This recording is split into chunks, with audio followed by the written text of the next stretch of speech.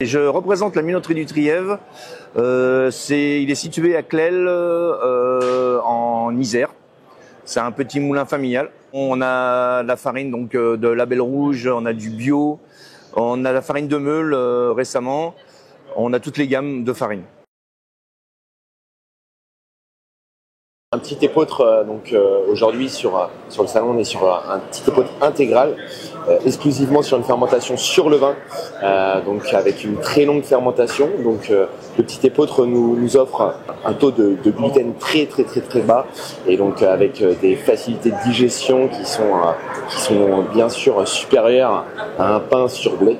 Donc c'est vrai que c'est une céréale qui prend de plus en plus d'ampleur dans la meunerie, dans les boulangeries françaises, donc c'est aussi pour ça qu'on le présente aujourd'hui sur le salon. Pour élaborer un nouveau pain, en fait, on réfléchit, on fait souvent des petites tables rondes, notamment avec Christophe qui est tous les jours sur le terrain, parce qu'il est devant face aux clients, face aux attentes. Donc on va déjà cerner les besoins, et puis après c'est des essais, c'est beaucoup de loupés, faut pas se mentir. Voilà, c'est de la recherche, c'est de l'information, c'est aussi venir sur des salons comme le CIRA pour voir un petit peu les nouvelles tendances. Et puis c'est aussi il faut s'intéresser au métier en lisant des articles, en écoutant les gens, surtout en écoutant les clients.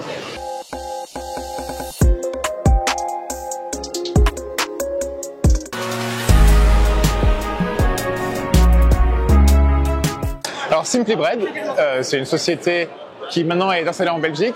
Elle a commencé en Californie. Le fondateur Stan voulait faire son pain. Il a commencé à faire son propre levain et à faire son pain, à le vendre à ses voisins et à sa communauté. Et tout simplement, il n'a pas trouvé de four de la bonne taille avec les bonnes fonctions. Donc il a décidé tout simplement de designer son propre four. Et c'est comme ça qu'est né le four Simply Bread.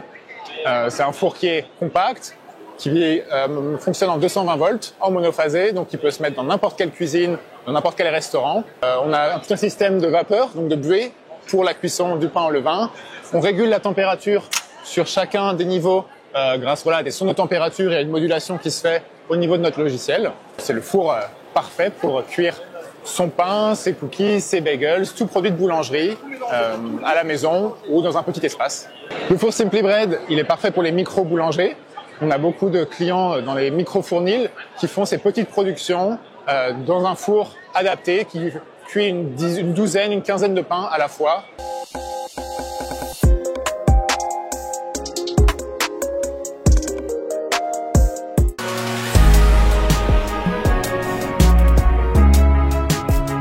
Entre 2017 et 2019, j'avais un restaurant sur Nice à l'époque qui s'appelait le Vegan Goria. Et avec ma cuisine, on a été visité par le guide Michelin.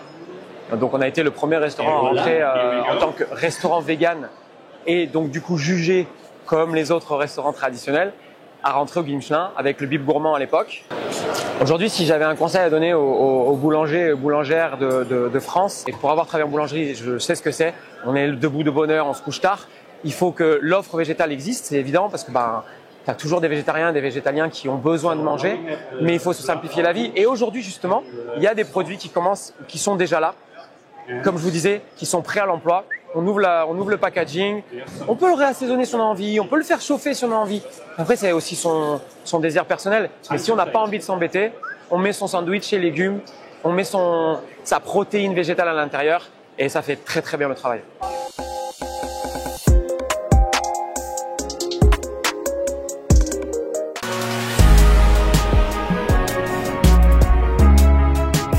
J'ai trouvé que c'était un chocolat avec beaucoup de particularités aromatiques. Bien sûr, une certaine acidité qu'on retrouve, qui est la particularité des chocolats liés à Madagascar, qui est le terroir de Madagascar, et beaucoup de notes florales, fruitées.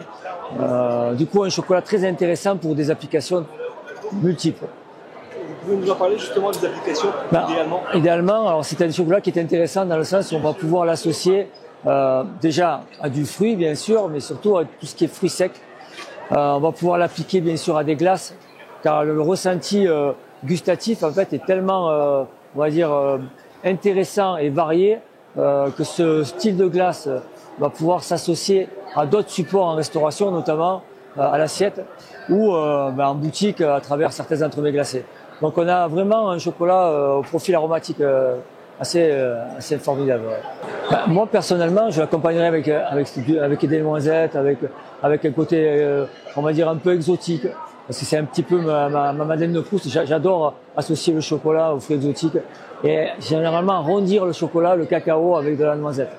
Et là, celui-ci, le Matiro, s'y prête super bien. Notamment parce qu'il a cette particularité d'avoir une forme d'acidité qui est liée au terroir, comme je dis tout à l'heure avec Madagascar. Et l'acidité est quand même une note qui n'est pas toujours prise en compte dans les desserts. On la rapporte la plupart du temps, mais là, elle y est à travers cette couverture. Donc c'est pour nous très intéressant.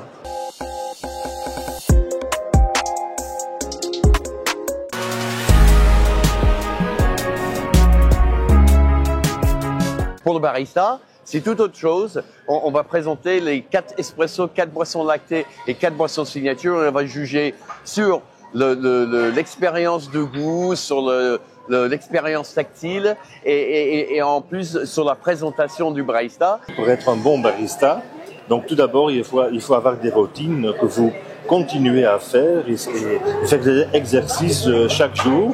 Et quel exercice? Sur le nez, sur le goût, sur les gestes qu'on fait. Donc, est important aussi, c'est connaître les produits. Non seulement le café, mais aussi les machines, les outils qu'on travaille avec. Une connaissance de base est le minimum. Est-ce que tu peux nous préciser ce que c'est au juste pour ceux qui ne connaissent pas? Ce que c'est cette boisson signature? Donc la boisson signature, l'idée derrière, c'est qu'il faut que ce soit une boisson qui met en avant le café qu'on sert. Donc c'est à base de café. Le café, c'est l'ingrédient principal. Et l'idée, c'est d'utiliser d'autres ingrédients pour transformer la boisson, mais pas forcément pour diluer le goût du café, ni pour complètement changer le caractère du café. C'est plutôt des ingrédients complémentaires qui vont faire évoluer la boisson. L'art du barista a tout à fait sa place en France parce que on a cette notion déjà bien avancée des gastronomies, de vin, de goût, de l'excellence et de l'élégance et des saveurs.